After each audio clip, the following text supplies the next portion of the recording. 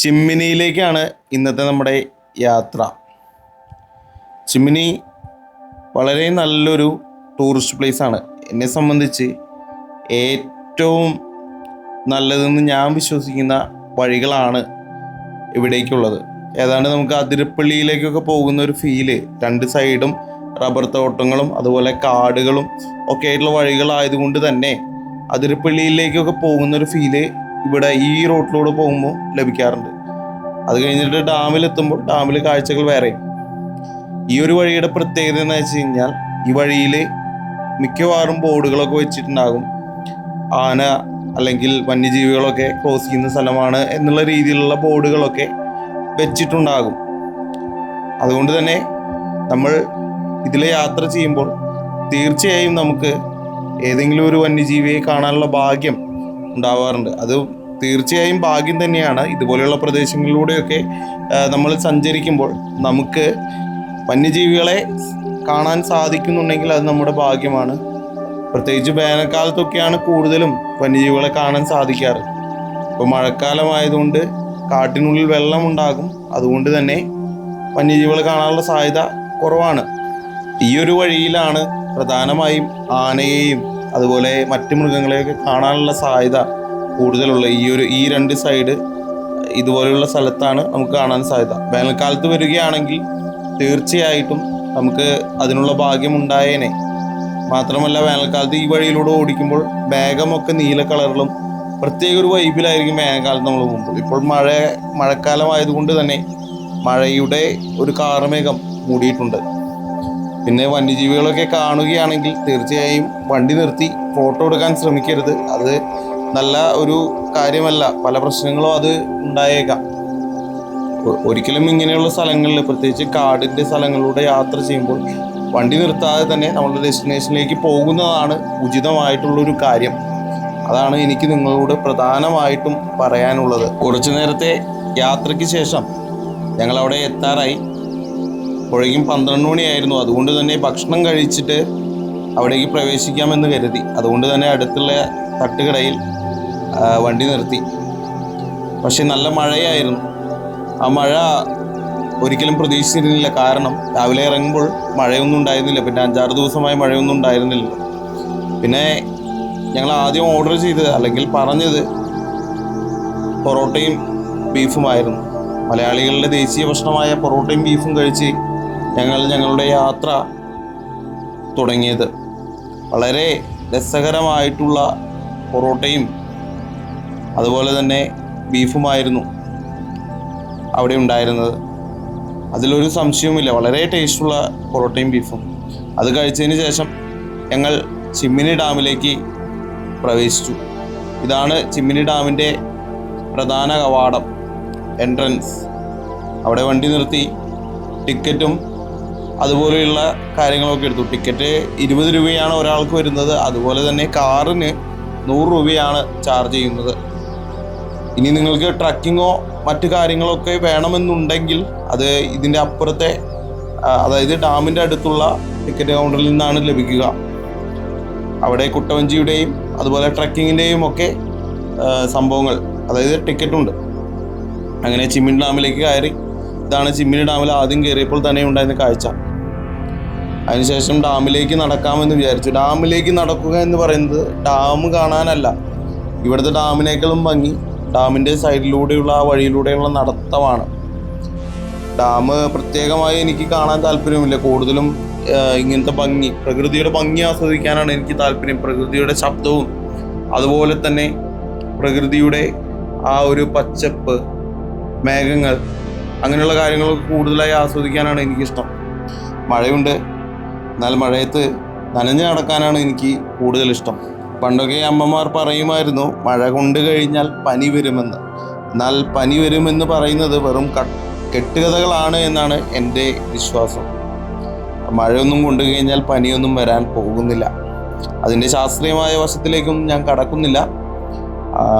ഇപ്പോൾ നിങ്ങൾ ഈ വ്യൂ കാണുന്നില്ലേ, അത് ആ റിസർവോയറിൻ്റെ ഒരു വ്യൂ ആണ്. എന്താ ഭംഗിയില്ലേ, ഗംഭീരമായിരിക്കുന്നു എന്നാണ് എൻ്റെ ഒരു വിശ്വാസം. നിങ്ങൾക്കിത് ഇഷ്ടപ്പെട്ടു എന്നാണ് ഞാൻ കരുതുന്നത്. കാരണം ഇതൊക്കെ കണ്ട് ഇഷ്ടപ്പെടാത്തവർ പ്രകൃതിയെ സ്നേഹിക്കാത്തവരാകാനാണ് സാധ്യത.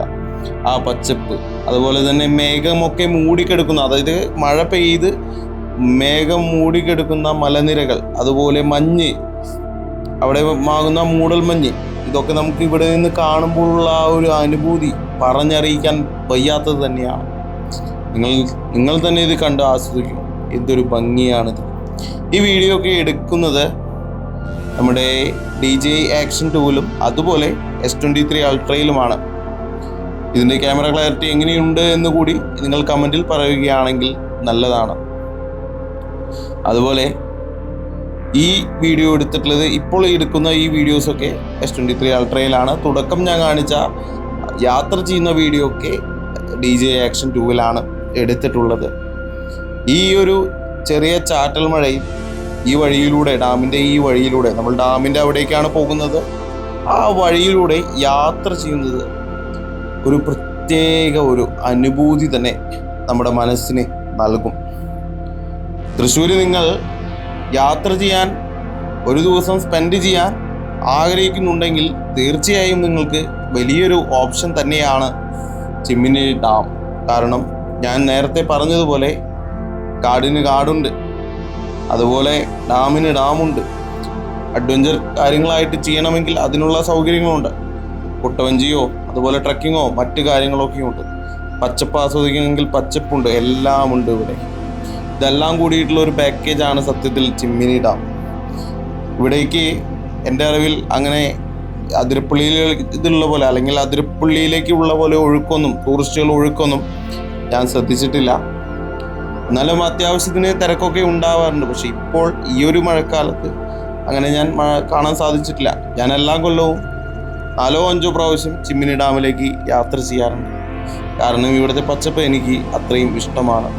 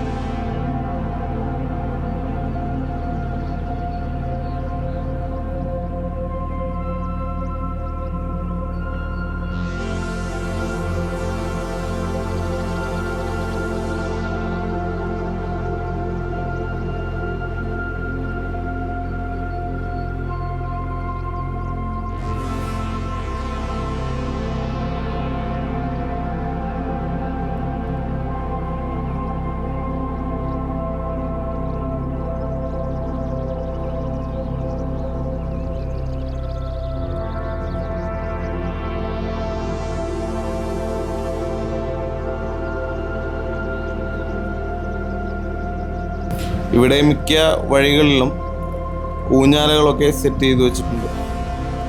അതുപോലെ ഡാമിൻ്റെ ഒരു വ്യൂ ആണിത്. ഡാമിൻ്റെ അവിടേക്ക് നിൽക്കാൻ ഞാൻ നേരത്തെ പറഞ്ഞതുപോലെ എനിക്ക് താല്പര്യമില്ലാത്തതുകൊണ്ടാണ് അടുത്ത് പോയി ഷൂട്ട് ചെയ്യാത്തത്.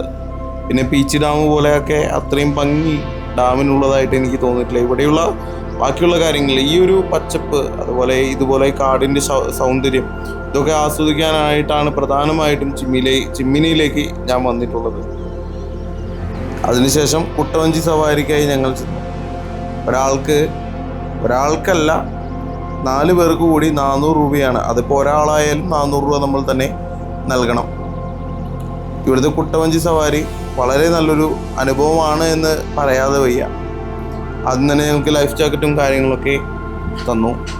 അതിനുശേഷം എല്ലാ സെക്യൂരിറ്റിയോട് കൂടിയാണ് ഞങ്ങളെ കുട്ടവഞ്ചിയിലേക്ക് കയറ്റുന്നത്.